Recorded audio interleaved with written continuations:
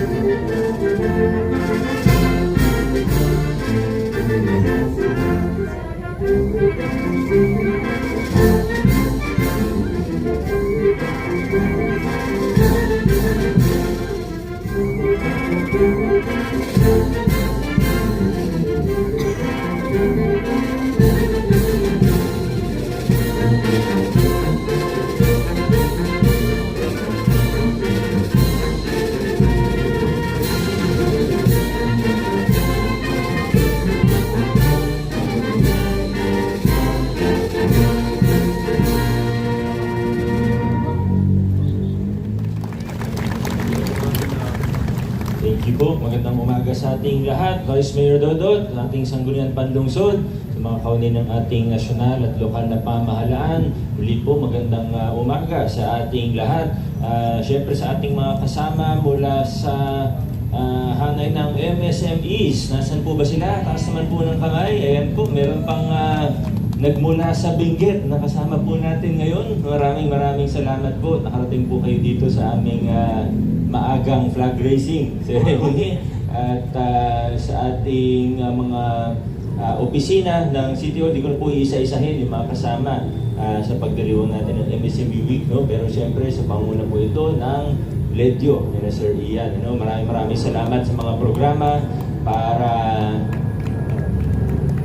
magkaroon ng karagdagang sigla ang mga MSME natin sa lungsod ng Pasig at sana lalo pang paigtingin ng mga programa para makatulong sa mga maliliit na negosyo, sa mga maliliit na negosyante. Pero alam din po natin na ito ay isang team effort, hindi lang po programa ng radio, kundi kasama na dyan yung ease of doing business, kasama na po dyan yung ginagawa natin para sa tourism, mga cultural activities natin at marami pa pong iba. Hindi po natin isa-isahin sa pagkakataong ito.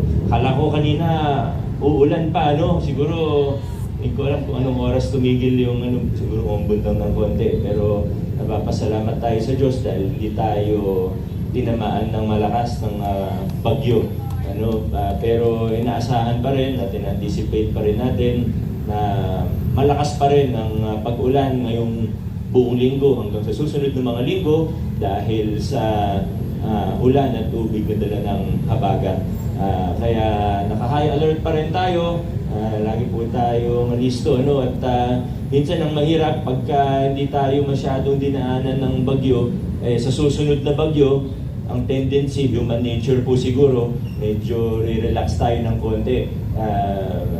Kahit di natin sabihin, minsan yun yung nangyayari. Pero kailangan tuwing may ganyan na hindi naman natin alam kung lilis ba yan, didiretso ba sa atin, lalakas ba, o hihina. Wala naman talagang, kahit na sabihin natin may weather forecast, alam naman po natin, yan, yung DRMO natin, nandiyan po sa dulo, alam naman po natin ang nature ng isang bagyo. Diba, hindi natin talaga 100% mahuhulaan.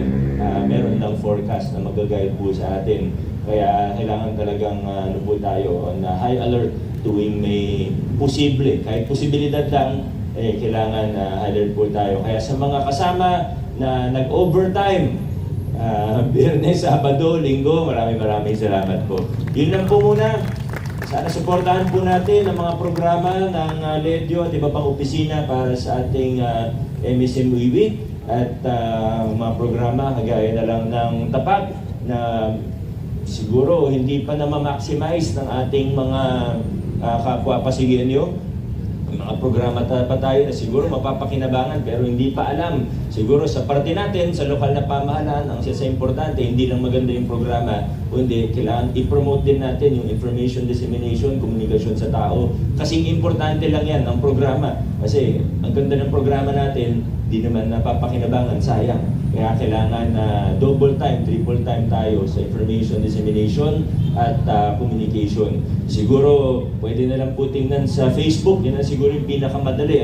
Although nasa iba't ibang rin naman yan, nakapost kung saan-saan, may mga tarpaulin na kung nakita, pero siguro pinakamaganda na nandun na lahat ng announcement kasi baka nalito po sila sa announcement ni Consihal Volta. Kasi pagtawag pa lang kay Consi Volta, sabi, Mark Hill, parang nalito na yung mga tao, hindi na naintindihan yung mga announcement niya. So, tingnan nyo na lang po sa Facebook kung ano yung mga events natin at kung para sa iyo ba yun, pa-check na lang po. Maraming salamat. Adjourn na po tayo. Nanawagan po.